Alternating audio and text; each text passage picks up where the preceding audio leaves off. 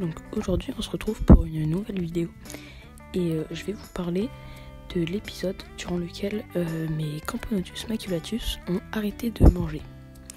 Donc en fait je vous explique, c'est très simple.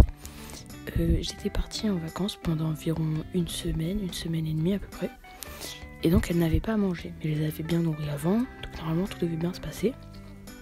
Mais en fait quand je suis revenue, elles avaient complètement perdu l'appétit.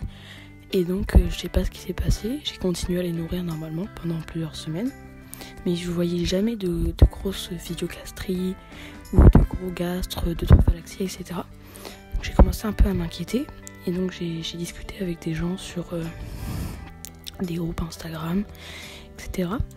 Et en fait on est parvenu à l'hypothèse que c'était sûrement leur gastre qui était atrophié, qu'elle ne pouvait plus stocker de nourriture, et donc ça c'est problématique. Mais pour en avoir discuté avec des gens qui c'est déjà arrivé, apparemment la prochaine génération sera sans problème, donc ça c'est normalement ce qui se passe. Donc j'attends de voir la prochaine génération, et en attendant j'ai beaucoup changé de liquide sucré. Avant c'était du sirop tout basique. Ensuite, je suis passée sur du sirop d'agave et de l'eau. Ça ne marchait pas trop non plus. Et ensuite, je suis passée sur donc du sirop d'agave, de l'eau et du sirop d'érable. Donc, c'est une recette de la fourmi gauloise. Et là, ça marchait bien mieux. Donc,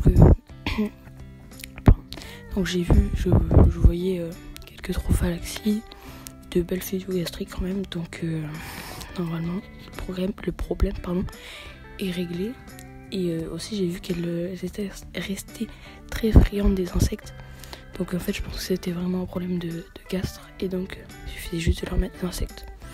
Voilà, une très courte vidéo pour vous expliquer mon petit problème, j'ai envie de dire. Donc nous on se retrouve la semaine prochaine pour une autre vidéo. Allez, salut!